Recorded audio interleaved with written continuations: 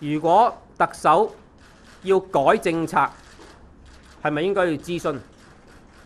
係咪應該諮詢公眾先至去改政策？如果特首連改政策都懶得去諮詢，話改嘅就改，我想請問一下，究竟香港係法律大、政策大，抑或係特首最大？2013年嘅10月，因為免費電視發牌風波，喚醒好多一直以嚟餐餐電視送飯嘅香港人。佢哋發現到，連睇有質素嘅電視節目都冇選擇權利嘅悲哀。由上世紀70年代開始，香港只有2間免費電視台。由於亞視長期嘅積弱同埋政策嘅傾斜，形成咗 TVB 呢個擁有絕對霸權嘅電視台。全世界只有無線一間傳媒唔俾旗下藝人上其他台，做訪問都唔准講廣東話。不知道，我還沒確定。這個你知道，我們安排很神秘，就算知道不會講。啲歌星唔妥協 ，TVB 直頭將啲藝員扮埋歌星，仲俾晒啲獎佢哋，真係侮辱晒全香港嘅樂迷。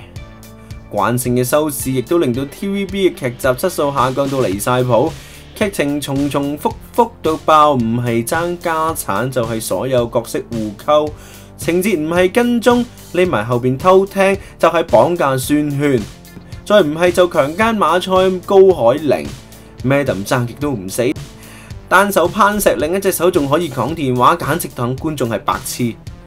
對白嚟嚟去去都係嗰幾句，唔係個醫生喺手術室走出嚟話我已經盡咗力，就係返到屋企梗有個人問你肚唔肚餓啊？我煮個麵你食啊！我哋真係受夠啦！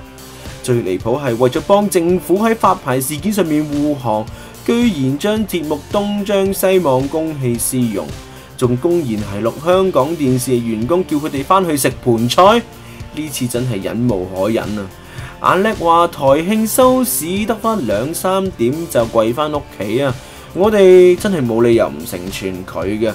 11月19號啊，星期2晚熄機賀台慶，叻哥記得找數啊！冚家鏟，冚家鏟咯，冚家鏟，冚家鏟啦！呢次我冚家鏟啦。